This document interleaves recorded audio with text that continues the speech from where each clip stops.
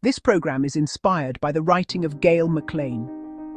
She tells of a time she was making a documentary for an NGO working in refugee camps on the Thai-Burma border. She tells the story of a farmer living in a refugee camp. In Gail's words, his sister had been taken by soldiers of the military junta.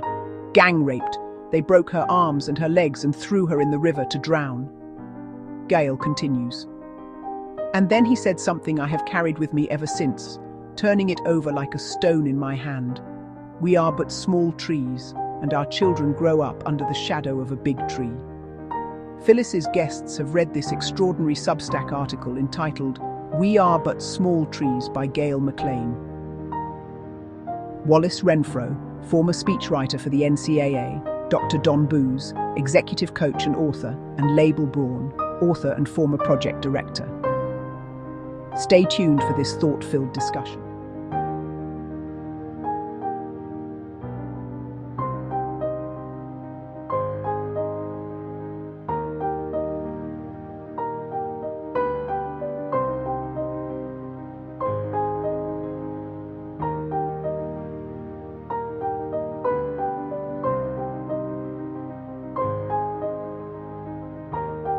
You are watching Profundo TV with host Phyllis Haynes. I am absolutely delighted to be here with you.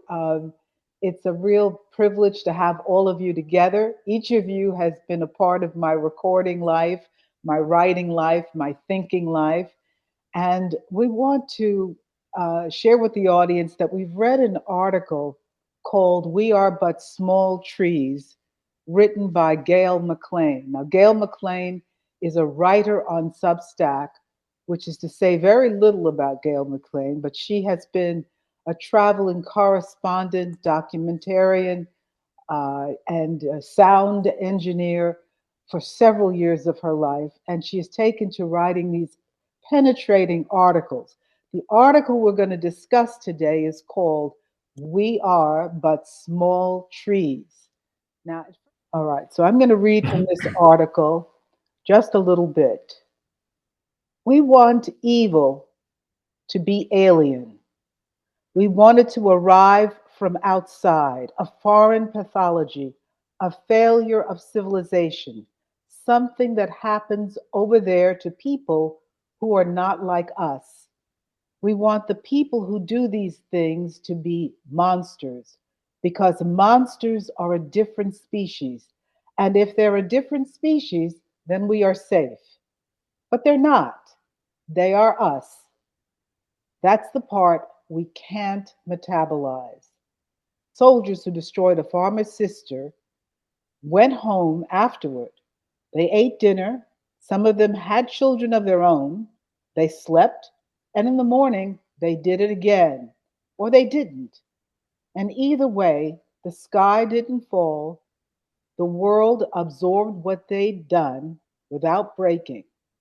That's the thing about evil. It doesn't require the world to break. It only requires the world to look away. Now, that's just a piece of Gail's writing.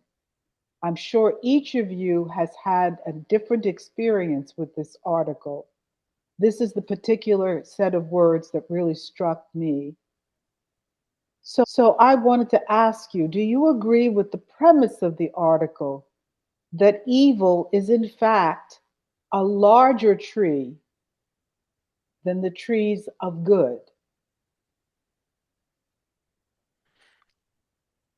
So I think that it depends on what we allow. And I think it has to come from a self-examination. I very much agree with what Gail is saying. It reminds me a lot of Hannah Arendt's the banality of evil. Exactly. And the problem is, to me, that evil, the word evil itself, is a problematic word. It has to be used carefully because there's a tendency that evil is only used in the second person, as in you are evil or they are evil, or in the third person that that group of people is evil, but very, very rarely in the first person of I am evil and we are evil. So it then tends to end conversations. As long as you use the word evil for someone else, it ends conversation. It doesn't perpetuate conversation, it ends conversation. And conversation, one of the reasons that I am so thrilled to be here with this group of people, conversation is the answer. Being able to look inside ourselves and say, how do I relate to this person? On the surface, I would say there's no way I relate to the people who did that terrible, terrible thing to that woman. But could I be? What's in me that's also in them? We're all human beings. And once I can say I am a human being dealing with another human being who I think has done something horrific, but we can have a conversation. And that's how the tall trees grow, is when the small trees don't have conversation, when we cut off conversation and we don't grow. So I think it's up to us whether there are more tall trees than small trees. Well, that could just end the podcast right there. You've done such a nice job, I think. Yeah, we're done. Yeah, we're done. Okay, let's all go home and have. Yeah, I think so. I think so. Let me give you one little additional thought. Okay. So what Gail does is present something that is very dark, and we don't like it. Mhm. And if we focus on it, it just seems almost that we're in a hopeless situation, because we know that evil is very difficult to defeat, even temporarily. The notion of being able to defeat evil permanently seems absolutely impossible to us, right? And yet, I think if you look at it from evil's point of view, it must be extremely frustrating for evil that those upon whom evil tries to inflict rather its best, just keeps going. It just keeps standing up to it. It just keeps living as though evil doesn't exist. And that's the value of the small tree, isn't it? It's its ability to stand in the shadow, exist, do good things as well as it can do, and evil has to deal with it. To heck with it, evil has to deal with it. Gail is. I got to say this about Gail. She the first time I read her, I was just blown away. She is an incredibly brilliant writer. And I wrote about her that she writes like she invented it, like she invented writing. And I said to her in a note one time, I think I must stop writing after reading you. I just got to quit being a fraud because you just do it so well. And that she brandishes language and words. She holds them up like a sword and goes through the topic like that. And I'm amazed at it. And I think that's what she does in this piece particularly well. I would only add that for me, there are two things that popped into my. I've never read Gail's work as a confession, but the two words that kept coming to me as I read this was fear and Carl Jung's shadow side, which I he was a mentor of mine for years and still is in his writings. But I think we're all capable of the shadow side, but that's the side we want to ignore. And it's all in us. And I think what the question that Gail raised that as I think she's still struggling with, is what kind of tree am I and what kind of shade am I providing? That was so powerful for me, especially in the conversations I've had just over this past weekend with people talking about our current political structure. It raises a question for me to look again at what I'm doing or not doing to make this a better place to be. So, For me, there was a problem in the article, which is why I chose it.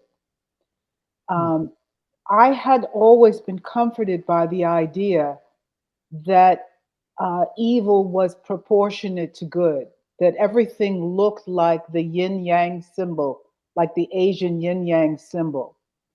And when I read Gail's article, whose metaphor suggests that evil is this much larger tree that envelops everything, and that we are but small trees, that upset my notion of the balance of yin and yang.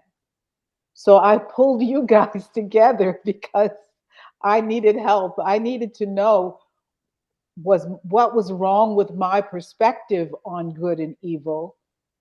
You've sort of answered it a bit already, but it still troubles me that evil is this growing thing. And right now, again, without this being a political discussion, it feels like there are lots of areas over which I have less control than I've ever felt before. Now, maybe that's a function of age on my part, who knows? But I don't feel as if I have the ability to influence and shift things towards the good the way I used to feel that I could. So I want your input on that a bit. I think, Phyllis, that the final choice we have is about ourselves. Mm-hmm. I think that evil seems so large because if we fight evil, we face the possibility of fighting fire with fire. And the fire just gets bigger and bigger. And what happens when, as often happens, that the little trees become big trees? Do they become evil? I think if we approach things with an open heart, and I'm not trying to be naive here, I understand evil. I'm the child of Holocaust survivors. I understand evil. But the way to fight it is not to become an even stronger evil. Mm-hmm. And that's a choice that I think we have control over, not whether everybody chooses not to become evil, but whether we are willing to go into the darkness to fight the darkness. And Lable, I think that's right. And there are examples in history where evil regimes that were doing horrible things were overturned and kicked out by something that turned out to be even more evil, right? Mm-hmm. And so is that what happened? I mean, was it in fact that the only way that the first evil could be overcome, but was by a second, even more vicious evil? Well, that will work, I guess. I think that will work.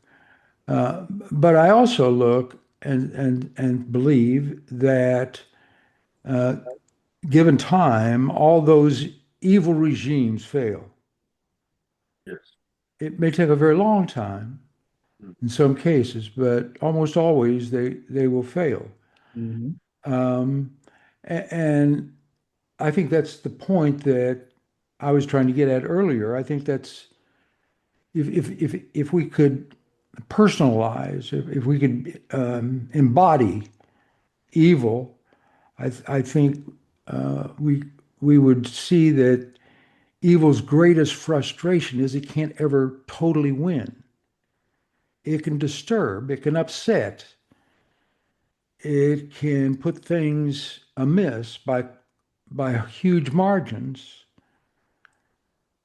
but it doesn't ever permanently win, I think.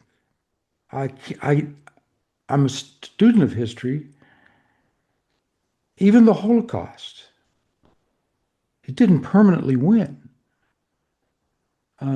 It took a horrendous effort to overcome it, but we did.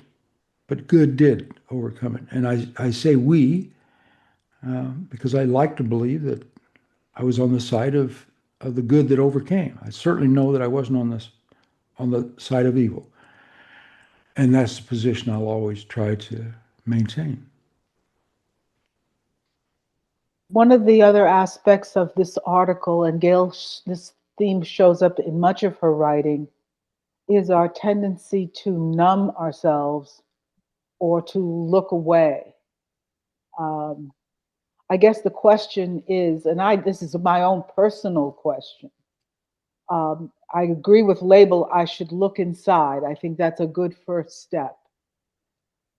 But, I wonder what is our personal obligation when we see evil. I wonder, for example, again, steering us away from politics, but I live where there are many, many workers who are of Hispanic background who handle the greenery and handle the outdoors. I wonder, will I take them into my house if they are attacked or approached by a government official? I don't know. Phyllis, I know you will. I don't know. I don't know. I know you will. I know you. Yeah, but I want to just speak this as speaking as a representative of the question. I get it. What is, if I were in the late 1930s, would I be the person to bring the Jewish child into my home, or would I look away? So I'm grappling with these questions. I mean, like every American who let Rwanda happen. I didn't get on an airplane and fly to Rwanda to stop it, to stop the genocide. So I can't pretend that I'm automatically the good here. So I guess I'm asking about, is this feature that we have where we look away or do nothing, is that condition the norm? Is that what's expected of us? Is that who we are? Or is it just that it hasn't been knocking on our door? I don't know. I want you to sort of take what I've said. I like your compliment, Wally. I believe I would be the person, but like every other American, I have my concerns and my fears. I'm going to say one more thing. Recently, I got into a truck with a worker who might as well have been an American citizen. I didn't ask him if he was or was not, but he was of Hispanic background, and we were going to Lowe's store to get some materials to repair a broken floor part. And it struck me on the way sitting in his truck. I said, "Oh my goodness, what if we're stopped? I could end up in one of those detention centers." I forgot that quickly, that this is what he has to live with day in and day out. And so do I, in a sense. So I'm really grappling with this presence of evil, even as I'm a bit afraid of what's out there. So go wherever you want to go. Please criticize what I've said Whatever you think, there's no limits on this. Well, let me try this. I think it's a magnitude of scale.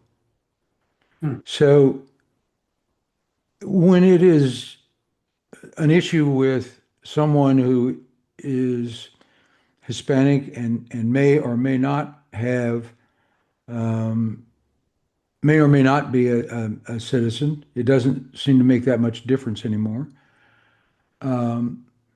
That's close, that's near, and we can do something about it. Maybe we will have maybe there will be a consequence if we do so, but we are likely to defend that person.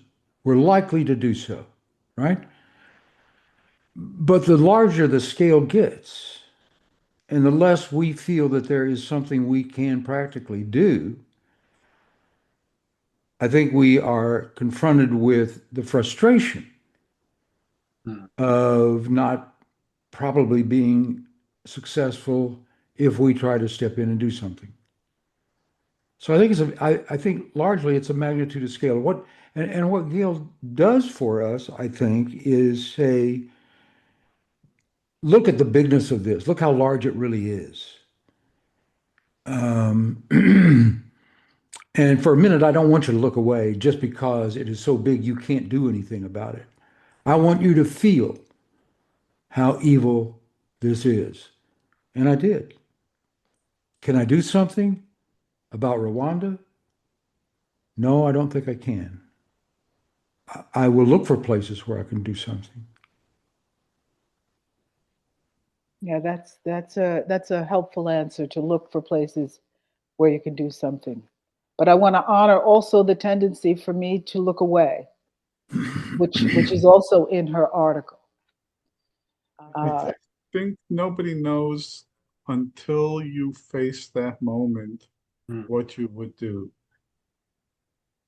What I can only say for myself is I know that I frustrate you, Phyllis, by not being out there publishing or speaking or doing those things, but my general rule is that I'm working on myself. And as soon as I get done with that, I will go fix everybody else. So I think we need to spend time, not by reading gurus or not by attending seminars, but by looking inside, what do I need to do to become the type of person who would do what I would hope I would do? Yeah, And I think good. that's ours to do. That's good, Lable.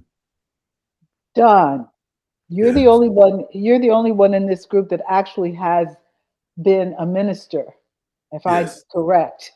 Yes. So, from your perspective, um, what is your take on the human reaction to evil, and how would you address me or the problem I presented to you? Thank you for the question. I just wrote a piece on why I left the church. Ah, And I think at some point it became apparent to me that I could no longer function in the capacity of a minister or as a bishop for a while in the church because I saw the church, still see the church, as not wanting to address evil, although the devil is named, with the assumption everybody knows who you're talking about or what you're talking about. And it's projected onto you and your evilness, the shadow side. I go back to that. But I didn't see lives being transformed to help others have a better life. It was all contained within the four walls and sustaining the structure and the apparatus that keeps the church functioning, which boils down to money and paying people and yada, yada, yada. And this was inherited. I inherited this structure in this faith. And I came to a point where I just had to walk away. My bishop friend told me about a year ago I needed a sabbatical from the church in order to psychologically survive because I saw too much that to me did not fit what the message was being said from the pulpits. I well, it's a longer story, but what Gail has provided me with the framework to address the issues for me. How do I continue to address that now that I'm outside of the structure? As a bishop, I had a lot of power to change that. Did I change some things? I think so, but the tree's bigger than one little bishop someplace. The shadow was all around us. So I'm still working on similar issues, I think, as you, Phyllis. So what can I do and how can I do it? Lable, let me ask you a question. Sure. You talked about and I like it a lot. You talked about your effort to work on you, Mhm. and you think that that is incredibly important, and I agree with you. I think it is. Is it your sense that in the process of doing that and allowing people to observe you doing that, and you write about the experience of doing that, even though that may not be the exact topic that the writing carries with it? Is it your sense, and maybe even your intent, that in all of that is an example? An example, perhaps, but I love the old adage that if everybody swept their own doorstep, we'd have a clean city. Hmm. Um, that I have a saying that I use: ripples, not splashes.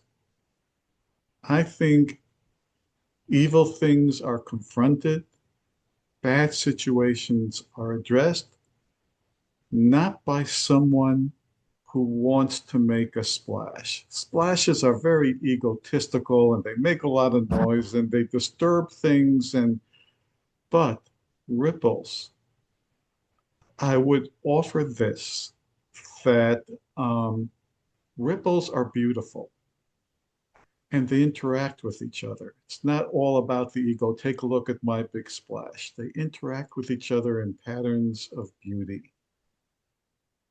How would anyone ever know the ultimate good that a little ripple made? You may never know what that little ripple of goodness did. I think that if we all swept our own doorstep, if we send good ripples out there, if we build ourselves into people who are capable of sending good ripples out there, we wouldn't need this conversation. And maybe I'm just a cockeyed optimist, but that's Well, I think you are, but it's okay. I kind of am too, I believe. yeah. We need more. I think we need more, but I don't discount the person who makes the splash either. Mhm. I th I think that I think that's what I was doing when I was writing speeches for presidents. Mm-hmm. I was writing for people who intentionally uh, were hired to make big splashes. And so, how do we make the big splash count? How do we make But it do as much as it can? but would they have been able to make a big splash if you hadn't written those speeches for them? If you hadn't built yourself into the kind of person who was capable of writing a speech that led to action? I like to think not, but I don't know for sure. Yeah. I made a good living on the premise that they could not.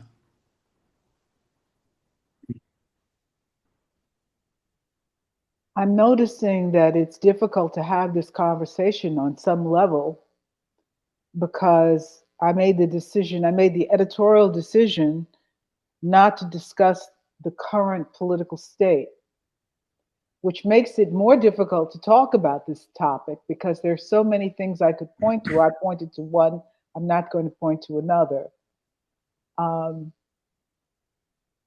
But I do feel enveloped every day by a lot of evil in front of me. And I'm always troubled about, well, what do I do? Do I give $10 here, $20 there? I take some sort of action like that. And also, it's interesting as we've had this conversation so far, we haven't had any description of what is clearly evil. I mean, Lable, you've come the closest to saying, in fighting evil, we may commit evil, that may be what the result of fighting evil could be. But I'm not too fond of the pacifist image either, where evil appears and we lay down and let it occur. So I don't know. I'm really lost, and I didn't expect to be found in this conversation, but I'm actually feeling even a bit more lost because we haven't defined clearly what evil is. And is the evil a perspective? I mean, for some people, when I was a kid, the more religious kids down the street weren't allowed to dance on Sunday. If there was a Sunday service afterward, you were supposed to go home and sit quietly with your parents. Of course, I was in the group that wanted to turn on the record player and dance after church. So that was considered evil by some. So I mean, evil is a very broad term and is also somewhat subjective. In Gail's piece, which I will have introduced in the beginning, there's some very clear examples of what we would all agree on as evil. But there's still some areas of evil which are up for conversation, up for grabs. I'm just saying these things for you to comment. I'm not asking you to agree with me. But we haven't defined evil. We haven't. I guess we go ahead, Lable. I'm sorry. In Hebrew, the word that became Satan is Satan. Satan does not mean the devil. Satan is the prosecuting attorney. And I think that we can prosecute evil in the sense of calling it out, calling attention to it, refusing to give evil another foot soldier. And then we can perhaps get to a point of reconciliation. I mean, I think the greatest point of humanity was reached with the Truth and Reconciliation Commissions. And I so admire what was done there. It wasn't about getting revenge. It wasn't about settling scores. It wasn't about destroying the other side. It was about coming to reconciliation. And that is the best way to defend against evil, I think. But it means sometimes sitting across the table from somebody who you really, really despise because of what they did. But if we don't come to understanding, then we will be fighting evil forever. And I think, and I know everybody in every generation has thought this, we are on the precipice of a real meltdown of society and culture. So you thought I was on a global basis? On a global basis? On a global basis.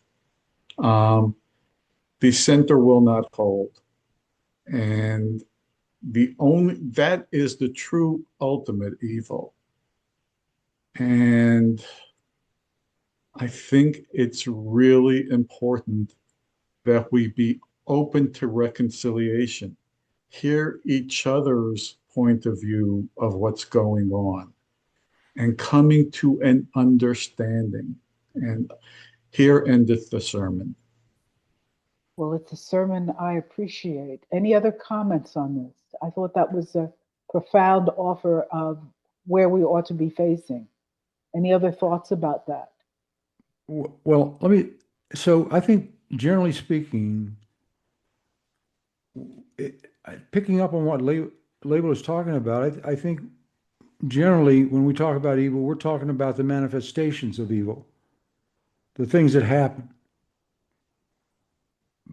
So we could do the same exercise with goodness. We talk about the manifestations of goodness, people who are good, the acts that are good. But what is goodness?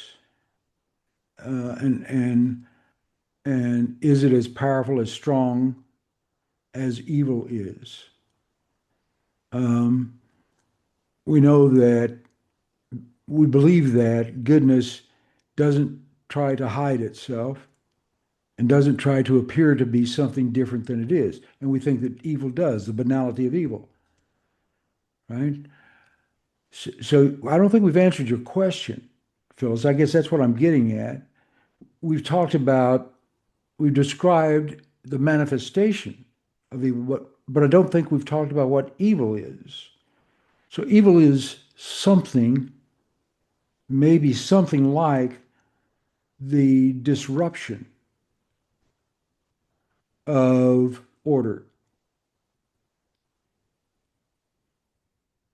I think, I don't know, I'm going to interrupt you, Wally. I think that line would open up an entirely different conversation because Probably. from where I sit, disruption may be one of the best weapons against evil. Okay, so I know we don't want to talk about current affairs, No, but and go ahead. yet I think that's what we're seeing. We're seeing a disruption of order. I do physical therapy, and I do this because I have a balance issue. So he puts a belt around me, and then he shoves me around, jerks me and shoves me to try to get me off balance. I think that's what we're looking at on a national and maybe global basis. We're being shoved around to try to be thrown off balance in such a way that we will fall. I don't mean to be funny. I think we're being shoved around so we can be turned upside down and the coins fall out of our pockets. That's what I think. But go ahead. There's that too. Well, I'm just piecing a lot of this conversation together, and Lable, I like your metaphor for the ripple effect and working on ourselves. Years ago, there was, I think, a movement. I don't know whether it's still in existence. It was called Random Act of Kindness, and there were bumper stickers. I actually preached on that wherever I went. And I think the ripple effect has some impact on me. The question I keep asking myself is, how do I know I'm the right answer, or I have the right answer for all the things that I'm confronted with? The random acts of kindness, we never know who's watching us, that we don't see. There was a commercial on TV. I don't see it anymore, where someone did a kind act, someone saw that and they did a similar kind act, someone saw that and they did a different similar kind act. To me, that makes a lot of sense. I was with someone last night at a dinner party, and she was talking about her background and being in the cotton fields and some other things, but she never shared that with her daughter, all the things that she went through. because she did not want her daughter to even see what evil looked like back then in their life. And I asked her, well, because I was aware of this, what caused you not to share that? She said, well, because I knew that if I shared that, then that would become part of who she is and how she viewed the world. And she did not want that to be her daughter because she feels like she had to deal with that years ago. No, I don't know why I share that, except for the fact that it just raises a question for me about how do I know that I'm providing the right shade, the right product for my granddaughter to witness, and how I'm acting with her and others that she's watching, which is very observant. That's going to have an impact on her when she's in her 40s or 50s or whatever. Anyway, That is the question. I think as we make a point of perhaps, unless you have something more you want to add, um, that is the point of this conversation. What are we going to say to our grandchildren, to all children? What is the legacy we're leaving behind? Is evil something we can overcome or at least move to a limited place? And I think Gail's article, which is called "We Are But Small Trees," is something I would like the audience to read, and we will make it available. If you look at the end of the program, you'll be able to see where you can read this article. I want to thank each of you and give you a chance for a last comment before we close. And please don't feel locked into the direction that we've been following. If there's anything that you'd like to offer, please feel free to say it at this point. I just like to say that Wally has offered me a gift of hope earlier on that I want to keep going back to, that evil will always be overcome in some way, shape, or form. It might take years or whatever. That's a hopeful statement about the state of our world, everything around us. And it's what I believe. I do believe that there is a higher power that's directing all this at some level. I might not agree with how it's being done, but I do think my hope is in the outcome will be positive and helpful. Thank you, John. Wally or Lable? Well, I will tell you that these days, in my daughterage, I think of my granddaughter, who is a freshman, completing her freshman year in high school, and she is smart. She's really smart. Straight A student and an honor student. Almost all of her classes are honor classes. And when I sit and visit with her, I'm just blown away by her intellectual ability and her ability to absorb concepts and apply them pretty quickly. That's terribly encouraging to me.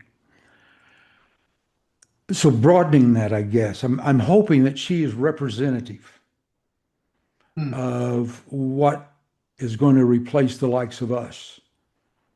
That, in fact, there is a rising group who are intelligent and will pursue knowledge and will use that intelligence. The greatest gift that I think I have been given is the ability to learn and read, and I'm not going to stop until the last breath. And I think that is the greatest weapon that I have and that anybody has, frankly, in trying to. It's the greatest tool we have in trying to live a good life, and it's the greatest weapon we have against those things that would try to stop us from doing so. Despite Lable? despite my feeling that we're on the precipice,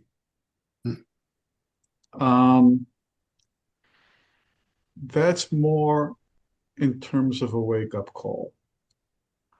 I do believe that these things will be resolved. I often say to people who say, I don't see how this can ever be resolved, that what you are really saying is you don't see how it can be resolved in your lifetime. Hmm.